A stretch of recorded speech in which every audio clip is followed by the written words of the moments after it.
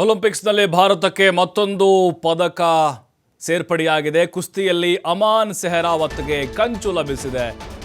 ಭಾರತದ ಪಾಲಿಗೆ ಮತ್ತೊಂದು ಪದಕದ ಗರಿ ಮೂಡಿದೆ. ಒಲಿಂಪಿಕ್ಸ್ ಕ್ರೀಡಾಕೂಟದಲ್ಲಿ ಮತ್ತೊಂದು ಕಂಚು. ಅಮಾನ್ ಸೆಹರಾವತ್ ಅಂತ 58 kg ಫ್ರೀ ಸ್ಟೈಲ್ ಕುಸ್ತಿಯಲ್ಲಿ ಭಾರತಕ್ಕೆ ಕಂಚನ್ನು ತಂದುಕೊಟ್ಟಿದ್ದಾರೆ. ಒಟ್ಟು ಭಾರತಕ್ಕೆ 6 ಪದಕ ಬಂದಂಗಾಯಿತು. 6 ಕಂಚಿನ ಪದಕ ಬಂದಂಗಾಯಿತು. ನೋಡಿ, ಒಂದು ವಿನೇಶ್ ಪೋಗಟ್ದು ನಮ್ಗೆ ನಿರಾಸೆ ಆಯಿತು.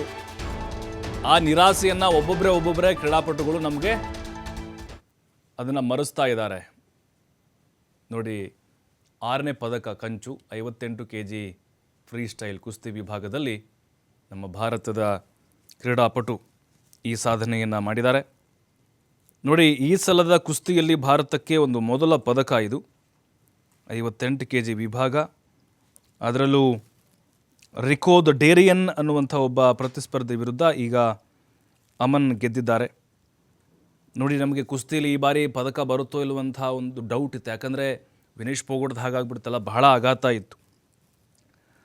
ಮಹಿಳಾ ವಿಭಾಗದಲ್ಲಿ 5, ಪುರುಷ ವಿಭಾಗದಲ್ಲಿ ಅಮನ್ ಒಬ್ಬರೇ ಭಾರತವನ್ನು ಪ್ರತಿನಿಧಿಸಿದ್ರು. ಅಂದರೆ ಮಹಿಳಾ ಅಥ್ಲೀಟ್ಗಳು ಜಾಸ್ತಿ ಇದ್ದರು, ಬಟ್ ಪುರುಷರ ವಿಭಾಗದಲ್ಲಿ ಒಬ್ಬರೇ ಇವರು.